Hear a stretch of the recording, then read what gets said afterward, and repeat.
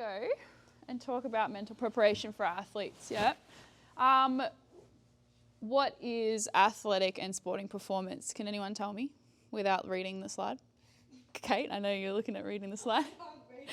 Tyrone, put your hand up without reading the slide. No, I was trying to block the slide. Can anyone tell me? Sporting performance. You can read the slide if you want to read it. Concerns I don't have my glasses, but I'm pretty crap. Isn't it just like a certain, like, the effort and the standard you put out when you either compete or play against a team during sport? Yeah, pretty much. So basically when you, as it says there, during sports, it's the produced output by a specific player who takes on a specific discipline of sport. So your output in that area. And basically efforts made by athletes to attain performance objectives. So I'm just trying to get something up here. Sorry, guys.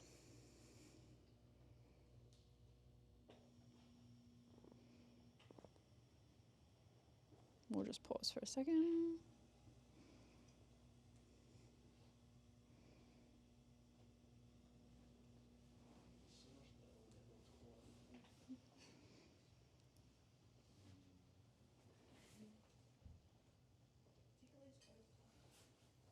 Give me one sec, guys.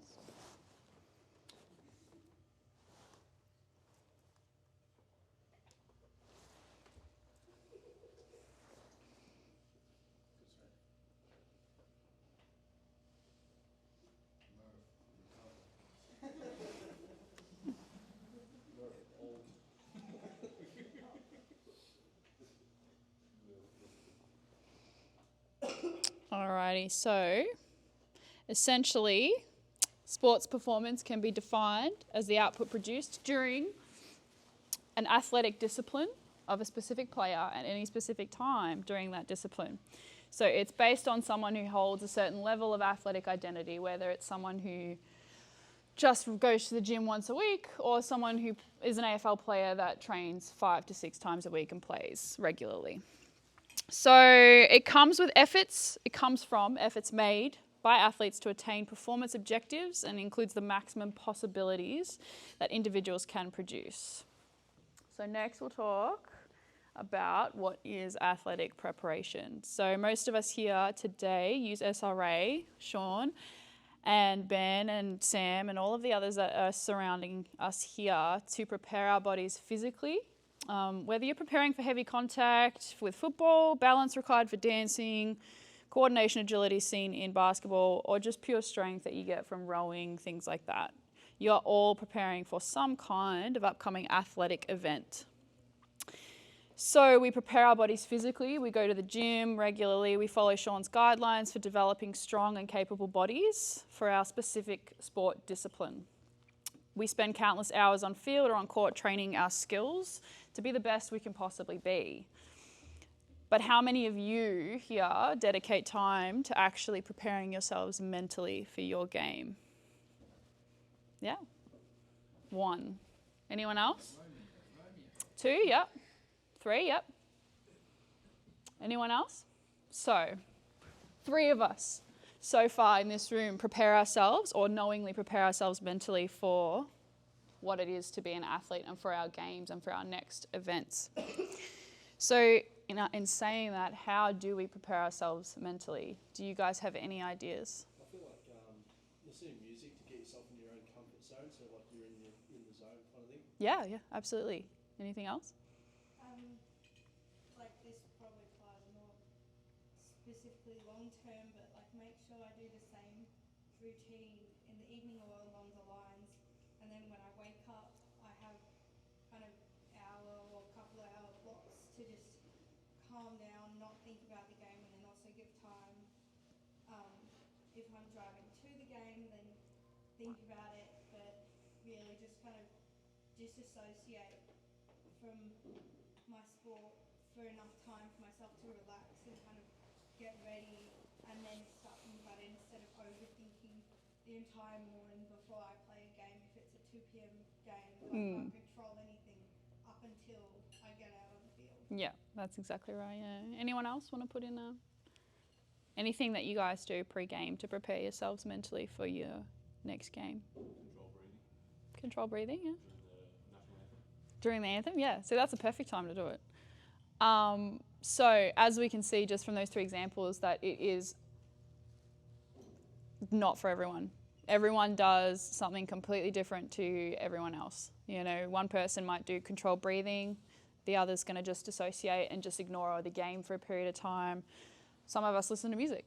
Yeah. So basically every single person's way of preparing mentally for their next athletic event is going to be so different from someone else's. So tonight, basically, all we're going to talk about is some of the most common, some really simple and easy to do, and then some pretty complex and more, I guess, complicated ways of doing it as well. But we'll also provide you, aspiring professional athletes, with some kind of indication of how to prepare yourselves mentally as well.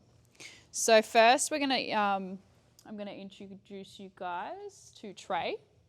And most of you probably already know Trey, but he's going to have a little bit of a discussion with you guys about his own side of mental preparation with being an athlete and mental health that's involved in being an athlete as well.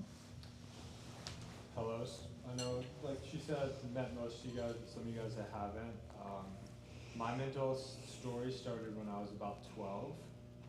It was the first time that I remember having thoughts of not wanting to be alive. I remember sitting in class, writing a note to one of my good friends, basically explaining that. She had then went and gave it to our school counselor, and that school counselor pulled me out of class, kind of talked to me, and I just basically made up a story about why I was going through what I was going through, basically because I was embarrassed, I was scared. I had never met anyone who was having similar thoughts to myself or who had dealt with anything that I had. I think if we look back, you know, some of you guys are younger, but 9 or 10 years ago, mental health definitely wasn't something that was really ever spoken about. And for me, I looked at it as I had everything I wanted. You know, I was on the basketball team, I had good friends, I had a good family, you know, I had everything I could want. So why was I feeling the way I wanted to? Why was I feeling the way I felt? As I got older, things got a little bit worse for me. I started dealing with self-harm, and that was, you know, really tough on me because I was also hiding it. No one knew what I was going through. I remember my mom finding a bloody Band-Aid one day in the trash and asking what it was from, and I, you know, I just actually like cut myself, and it was just like, it was definitely like, you know, not accidental.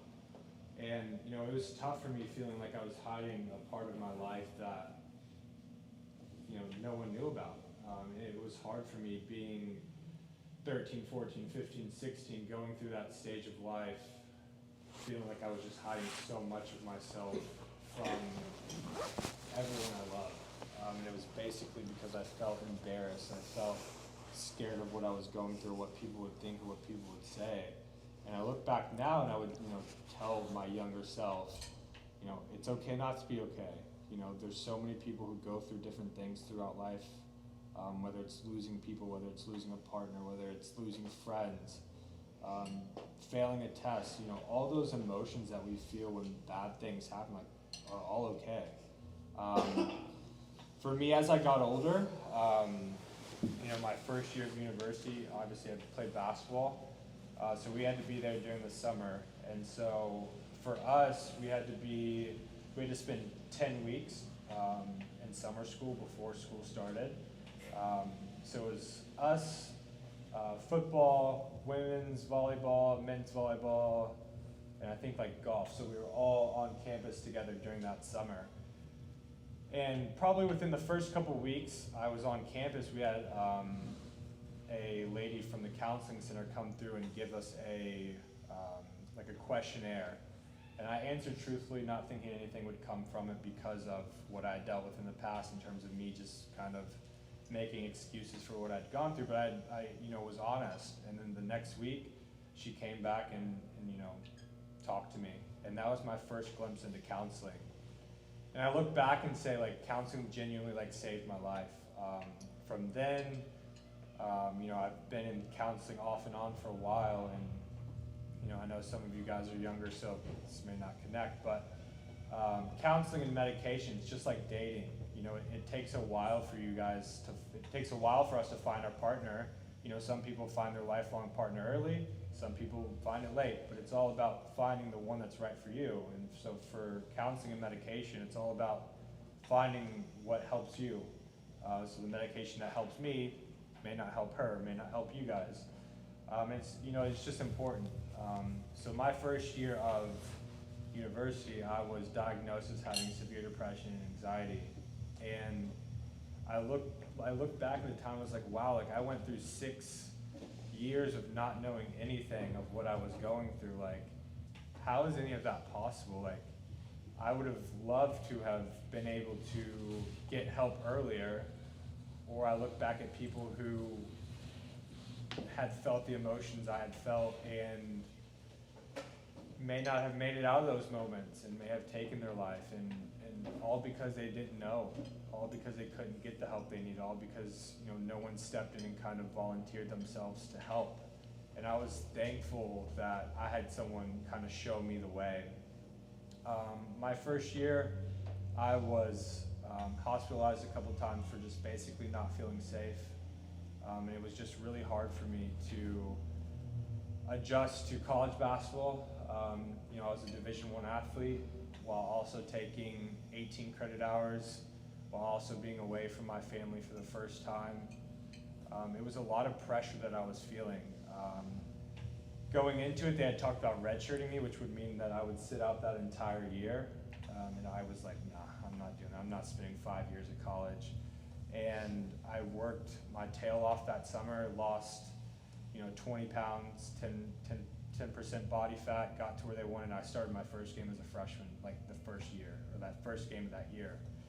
And there was a lot of pressure. I remember how I felt. I remembered going to Bradley in their first time at that arena and how packed it was, and just everything. It was so much different in terms of play style, in terms of crowd and atmosphere. It was an amazing feeling. There's nothing like college basketball to me, but at the same time, so much pressure built in, I did not know how to handle it. So I was dealing with all of this at one time. And thankfully I was in counseling, but then it's at the same time, it's just I wouldn't have known how to have dealt with that time had I not been in counseling.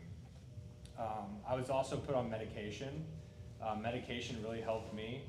I'm now off of it, and I've had thoughts about getting back on, but medication was really good for me during the time I was on it.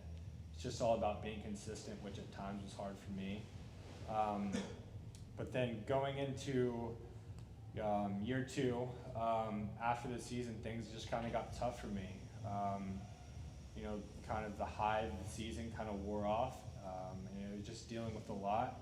And then, I actually tried to take my own life. And, I look back now and, it is, it's a tough feeling. But I'd rather be honest with you guys than not be honest with you guys. And it was tough. It was hard. It's still hard. I still deal with those thoughts and emotions at times, and I'm still in counseling now. But it's I'm thankful I'm still here. I'm also thankful that I had good friends and family to lean on. One of my best friends, Zach Hollywood, he was also my teammate. He was a freshman that year. Genuinely like my best friend. We clicked we both had a love for kids with disabilities. We both loved the same music. We both dealt with a lot of the same things. Came from similar backgrounds. He lived where my family was from originally, so we just clicked really well. And I remember him looking at me or texting me one day and just being like, bro, why didn't you tell me? And it's just man, it's just when we get in those times, it's really hard for us to open up and want to communicate. But my biggest thing to you all is the strongest thing you can do is admit you're not okay. It's admit that you need help. It's to admit to tell someone, so that then you and that person, or you and those couple of people, I've always said, you don't need to tell everyone, you just need to tell a few good people. And it's those few good people can help you get the help that you guys need. And for me, I've had good people and have helped me get the help I need. Moving forward, my junior year, year 3 for you guys, my birthday is August 21st, so coming up. I had good friends, so we had people over. I wouldn't advise partying, but we partied in college where I'm from, and so it was just a good time. Like it really was. It was our first or second day of class, so we have what's called our syllabus week. So it's like really easy, and so it was just we had everyone over, my teammates, friends. It was just fun. And so for me, I knew what Zach had gone through within the last year. He had lost his mom. He was going through a lot, but I remember looking at him and it's just like, wow, man, like he looks so happy. He just looks like he has it all together. And it was like the first time in a while that I looked at him like, you just look happy. And I know you guys have had moments where you look at your friends and you're like, man, like that shit just makes you happy to see your people just shining. And so for me, like that's how I looked at him. The next day I had class at 10 and 11. So I also don't advise this, but I would wake up at like 9:45, get ready and rush to class. Get there probably 1 or 2 minutes before. Perfect for me, don't suggest it for you all. But that's just how I was. But I'd woken up that morning with 4 missed calls and 2 voicemails from Zach. Not too worried just because, I got to hug him and say bye, I loved him, and, he, like I said, he was happy. In between class, I called him. He wasn't answering. I was texting him throughout class. After my second class, I was still calling him. I ran into his roommate when I was walking to the arena because we had a team meeting that day. And I was like, have you heard from Zach? And he had said no. And I was like, hey, do you care to just take me to the apartment to check on him? So he took me there. I walked into his room and he had shot himself in the chest. And it was tough. It was the hardest thing that I've ever been through, and it was just tough. And I've always said it sucked. The last 2 times I saw Zach were in that way, and then in a casket. And I'm thankful. Like my final words to him were, "Bye, I love you." I got to give him a hug. But it's kind of my second advice is, cherish the people in your life while you have them. Whether it's just losing people from growing apart, whether it's losing people from death. Eventually we lose everyone. You always have your people, but eventually you're going to lose people. And your biggest thing is just cherishing everyone while you have them, because you don't ever get the same moments and the same memories twice with people. Moving on from that, that was literally preseason. We had like 2 weeks off after that. Coach, was there for us. He got us a sports psychologist who came in and kind of talked about the 12 stages of grief, and I definitely hit them all. I think the biggest ones for me were, obviously sadness, and then obviously, looking at people like, how have you got, like I'm walking through campus, a school of 20,000 people who didn't even know Zach, like, how are you guys like walking around happy right now? Like I was getting mad, like internally at people who weren't feeling the same way I was. Like, you guys just lost someone to taking their own life, and they had no idea who Zach was. Like, it wasn't fair. But even some of my teammates like that were newer teammates, just looking at them like, how are you guys okay right now? Like, I'm over here torn. Like, I'm walking through campus with my hoodie on, like crying tears, having people who like know me just stop and hug me because they see me upset. And it was just tough. It really was. But moving forward, that year was an up and down year for us as a team. I made 3rd team all conference that year. But I think that it was important for me to just remember my why. Remember why you guys do things. Remember why you guys started to play from the beginning. When shit gets tough, when shit gets tough, like, remember why you started in the first place.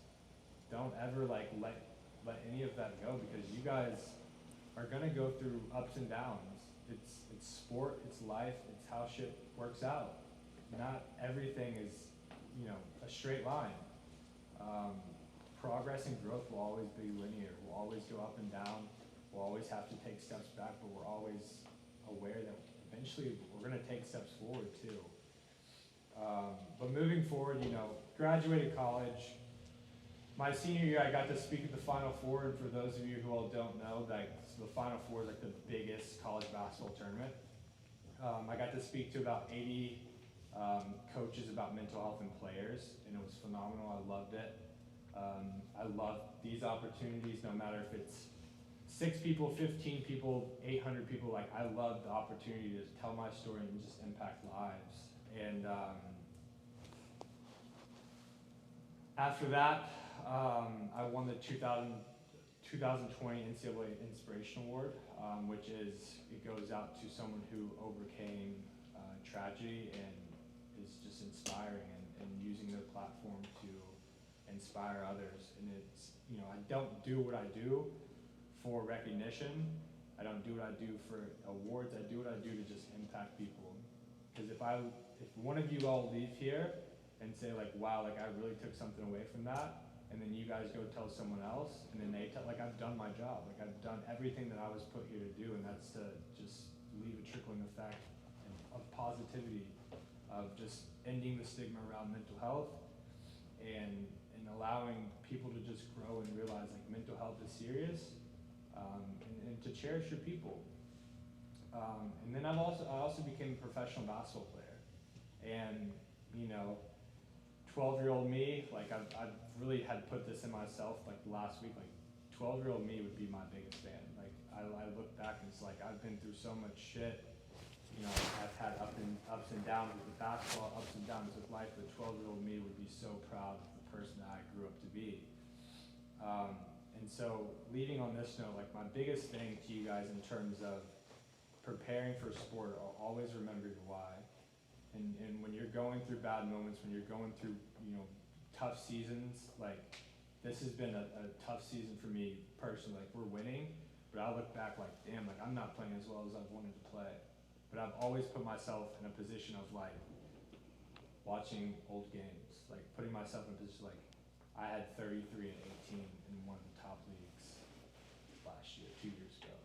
I've had triple double 3 weeks ago, like putting myself in games and situations where like I've been there.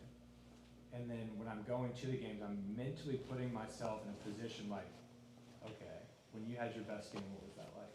What was the environment like? What did it look like?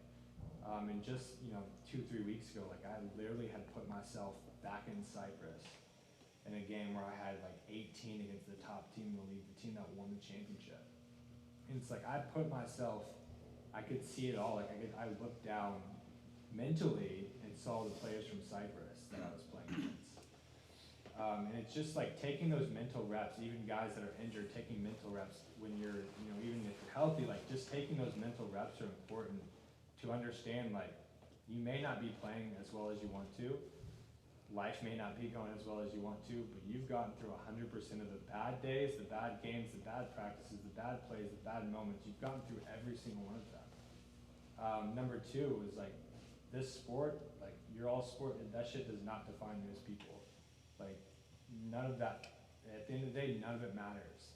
Who you are as a person, who you are to your people, who, taking moments to cherish the people around you, like that's what matters. Like it goes back to like your why. Your why needs to be bigger than sport. My why is my ability to impact others, and then kids with disabilities. Like that's my why. That's why I want to make a difference. And then my last thing is just like enjoy it while you have it. Enjoy that one day the basketball is going to quit bouncing. What do y'all call footy ball? Is that what y'all call it? Football. One day y'all are going to quit kicking that shit. And at the end of the day, like you guys gotta understand that like find y'all's passions now, like while you're young. Find your passions like while you have them. Like I was blessed enough 5 years ago to be able to FaceTime Kevin Durant in a setting like this. And I asked him, I was like, what do you like to do outside of basketball? And he literally said, like, that's probably one of the best questions I've been asked. I'm 30 years old and don't know.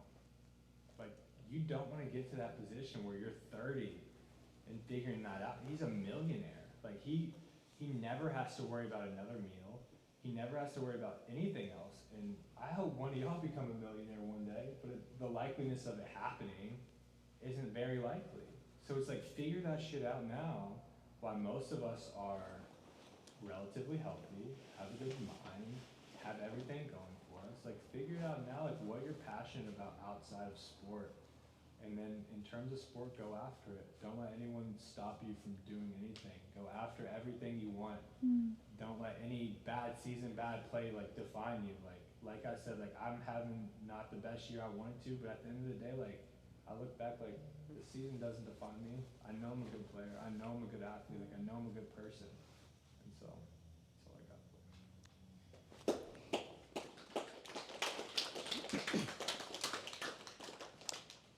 Before I move on, I'll ask, what do you do prior to your games to mentally prepare yourself, Trey? Yeah, so last week I started journaling. That really helped me. And it's not just like a pregame thing, but being consistent about journaling. Music is big for me. I tend to listen to the same 2 songs kind of around the same time. I try to eat at the same times every day. I'm a real freak when it comes to like staying consistent on game days, but try to eat around the same time every single game. I back to taking naps, so I nap from like 2 to 4, trying to be consistent with that.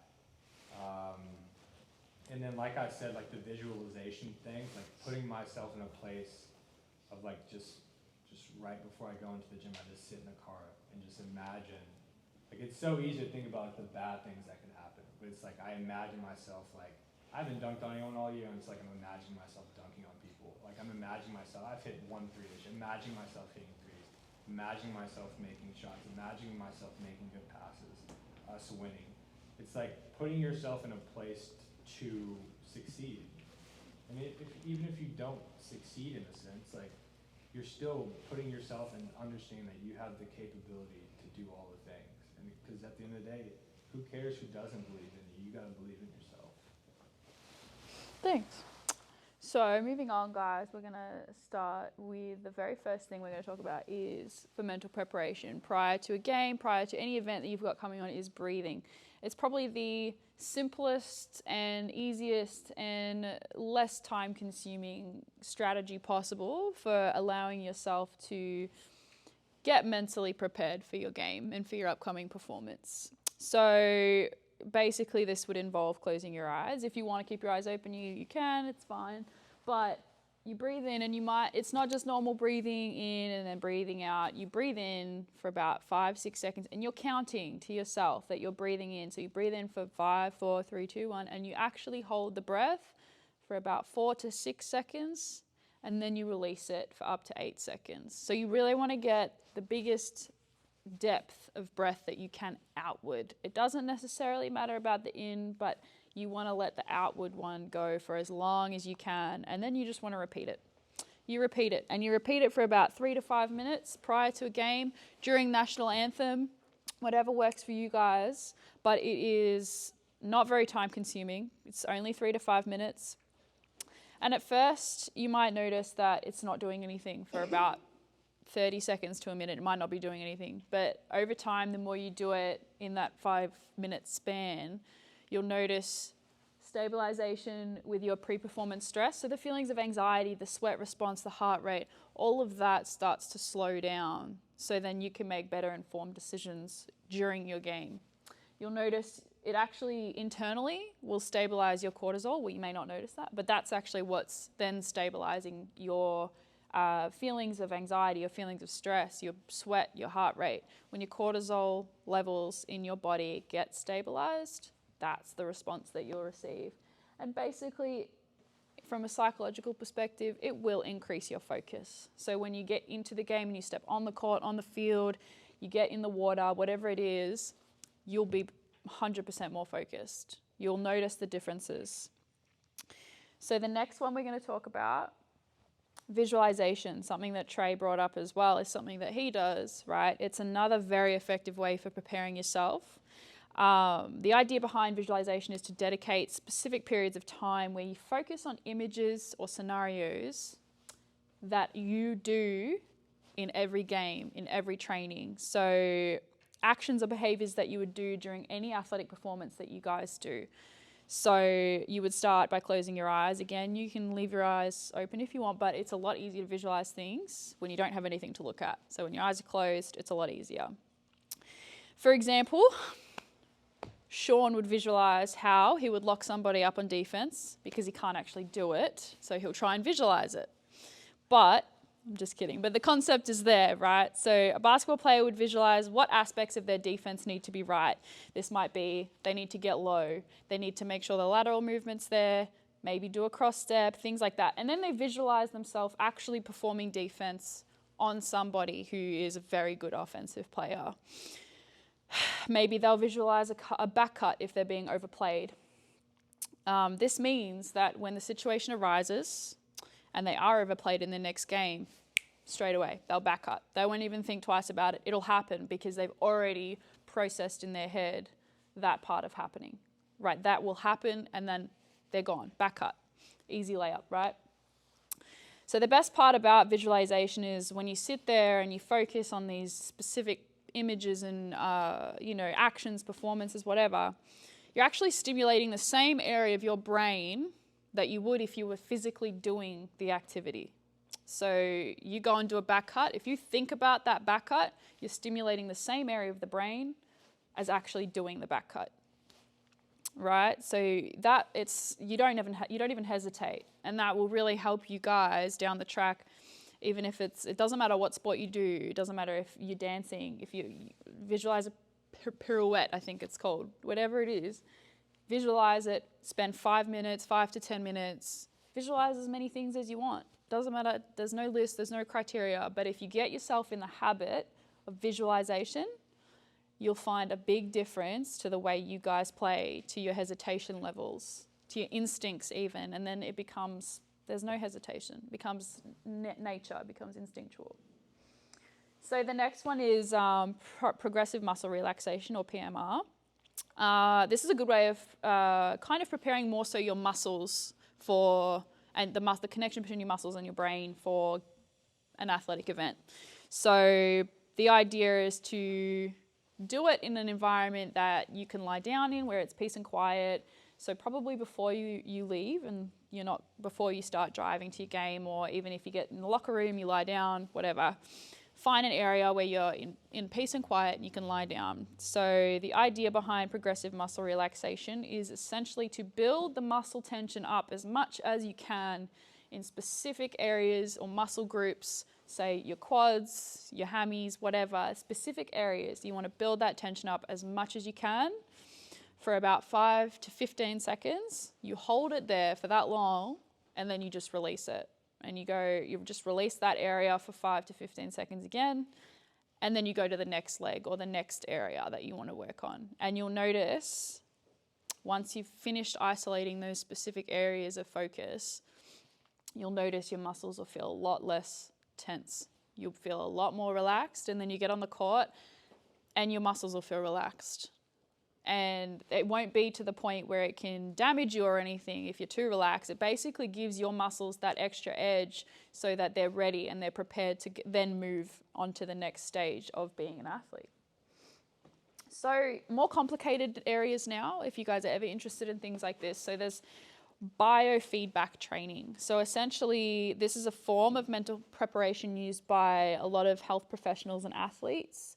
A lot of, I don't know specifically, but there's probably a few AFL players that do it quite often. A lot of NBA players would have done it. And as you can see, if you've ever seen in movies and stuff where they're doing exercise and they have different connections to different parts of their bodies, that's biofeedback.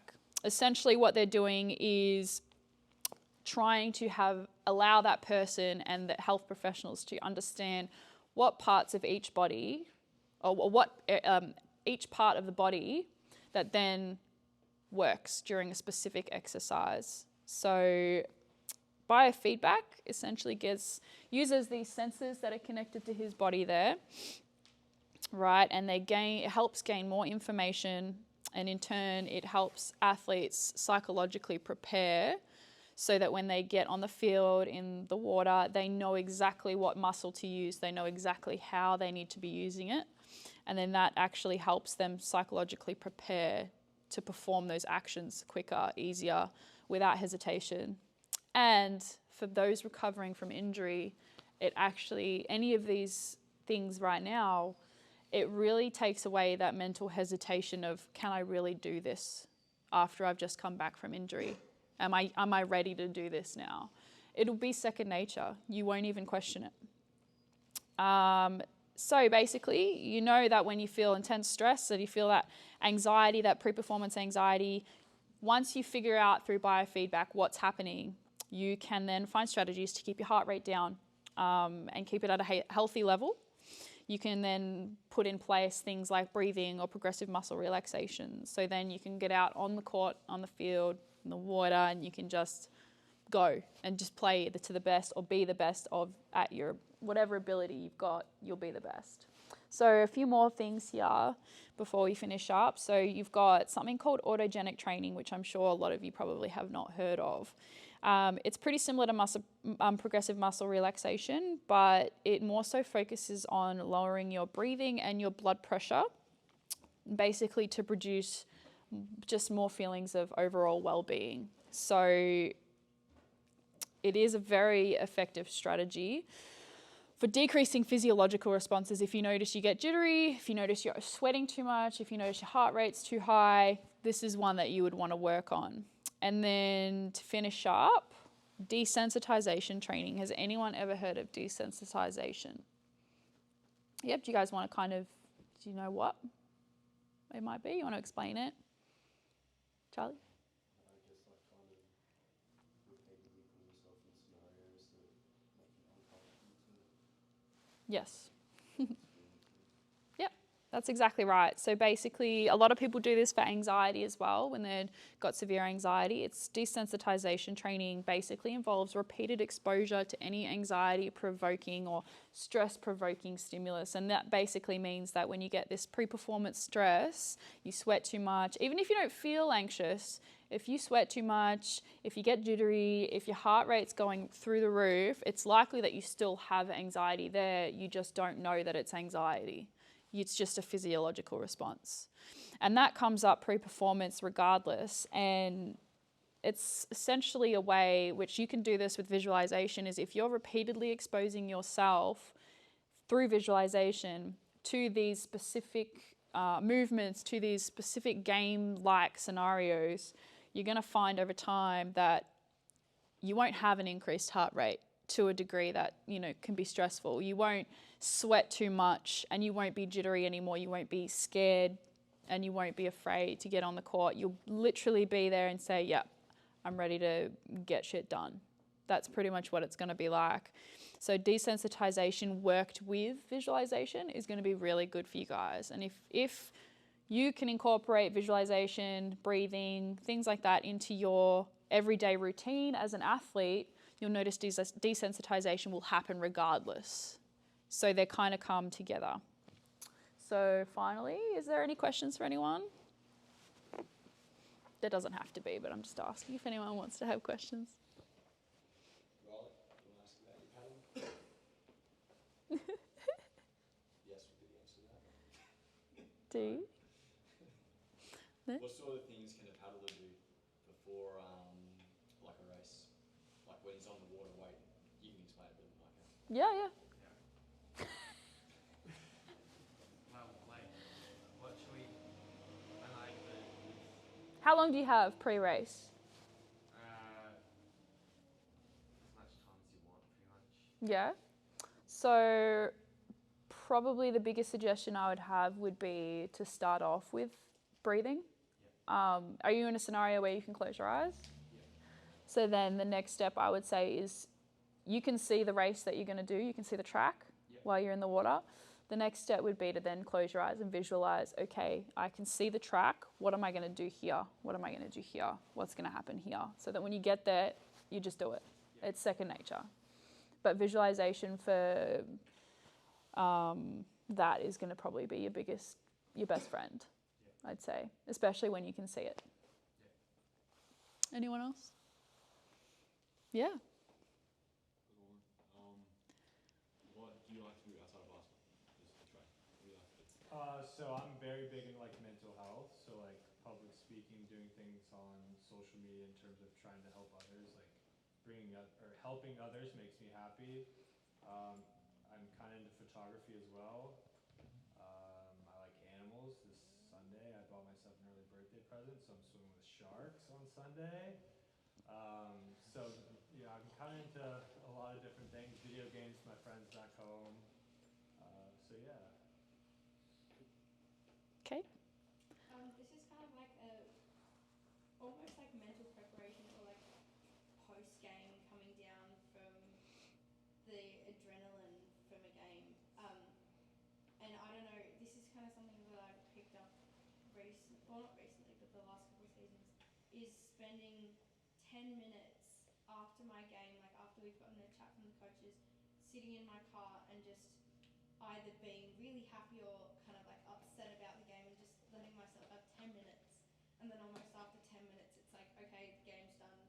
There's not much you can do to like dwell on it other than go back to training and work on what you wanted to work on. Like, what are your thoughts on doing that in terms of like, so you're not carrying either like the upset of a big loss or like the high of a win that could be a bit excessive like throughout the rest of your weekend or following week? Yeah, so I always give myself personally a 1 in 24 rule. So if you have a poor game, if you've lost, whatever it is, because quite a few of us are probably basketballers and quite a few of us are going to have a double header on weekends quite often.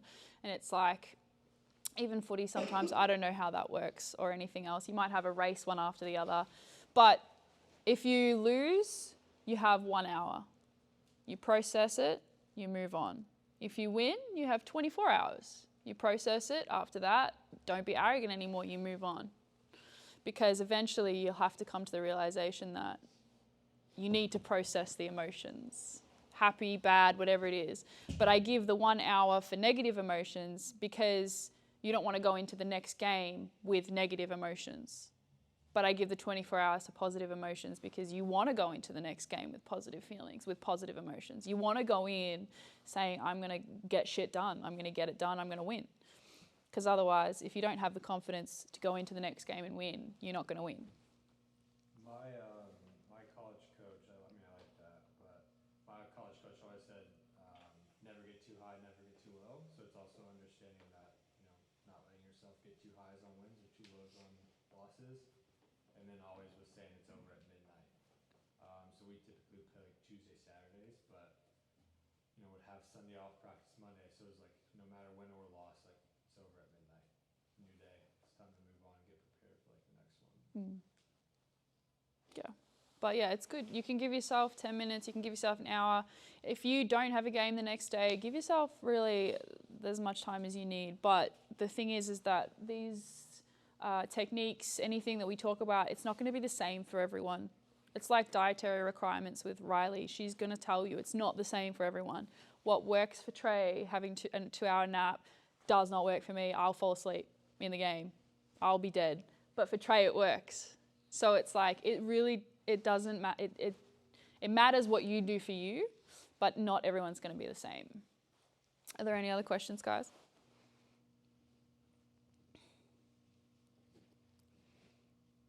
Sean? No worries. For coaches, how can this relate to coaches like myself and Dennis? What sort of things can they look at doing? I think from a coaching perspective, it's more about behavioral analysis. Like if you know that Marcy knows what I'm, yeah. If you know what your players are like, you spend a year with them, things like that. Over time, you build up and better enough of an understanding about what they do, how they act.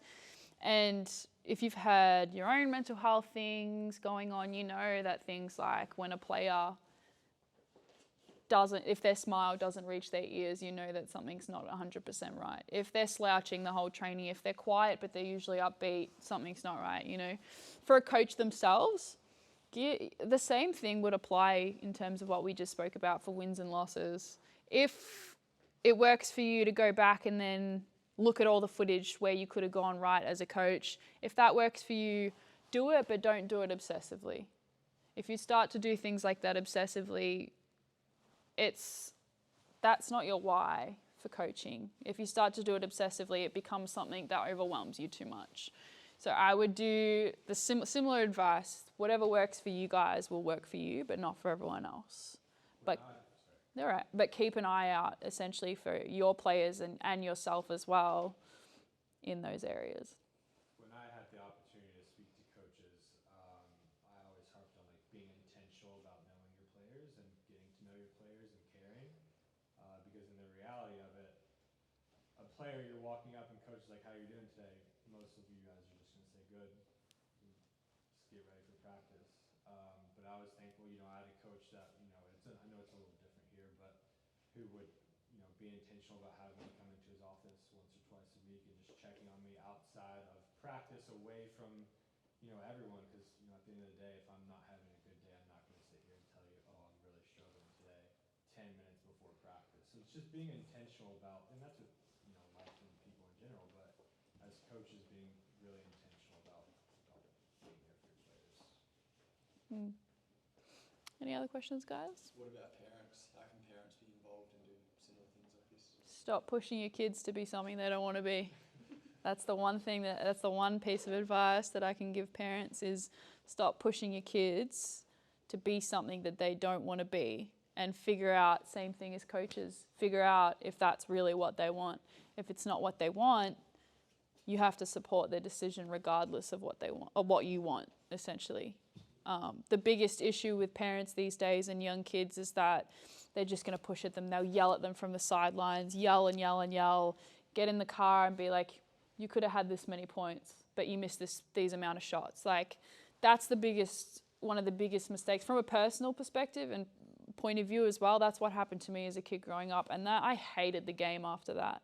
For a long time, I hated it because all there was just pressure to be something that you just didn't really want to be for the rest of your life. Sport, as Trey said, it is not who you are. And parents, the best advice I can give is that try not to live vicariously through your kids, and remember that it's just a game at the end of the day.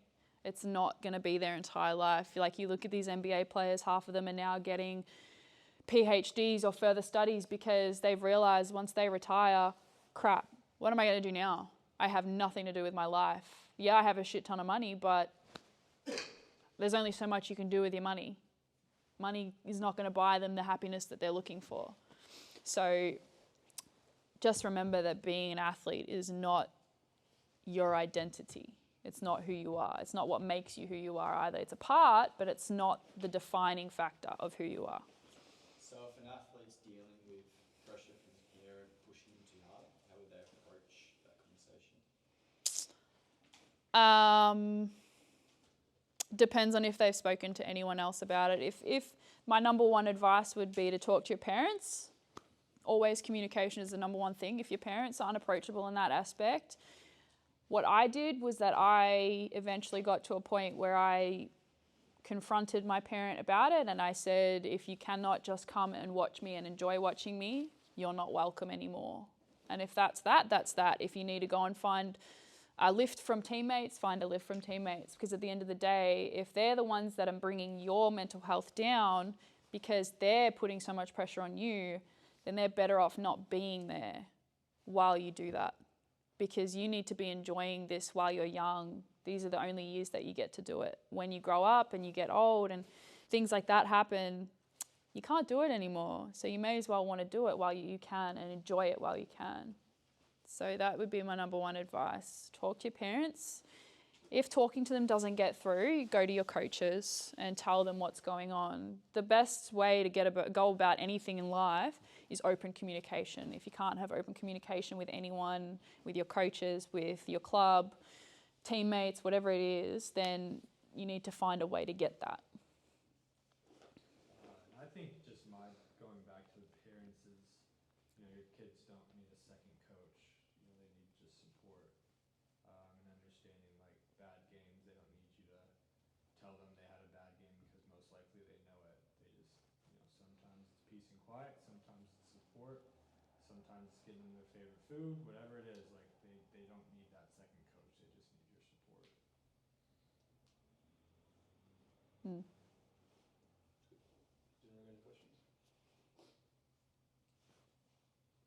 Cool, no worries. Well, just for everyone before you all go, remember that my phone's always on. So if anyone ever needs to message, to have a chat or anything like that, you guys know where to find me. I'm sure you know where to find Trey. He is all over Instagram, so he's there for you guys as well if you need him. Okay, and Sean will be there for you to the death. You know he will. You know he'll always be there for you, and then he'll refer you to me or he'll refer you to someone else who can help you. But just remember some of the key pointers that we spoke about tonight, in the fact that it is okay to not be okay. And I know that that's said to death and it's written to death all over the place, but it genuinely is. If you're struggling with something, number one thing is to communicate. And that goes for everything in life, relationships, friendships, work, whatever it is, communicate, communicate, communicate. Over communication is much better than under communication. All right? So just talk about it. All righty, guys. Everyone have a good night. Thank you all for coming. Appreciate it.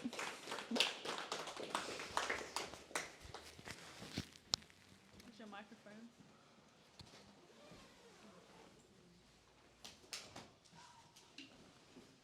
Who's getting KFC?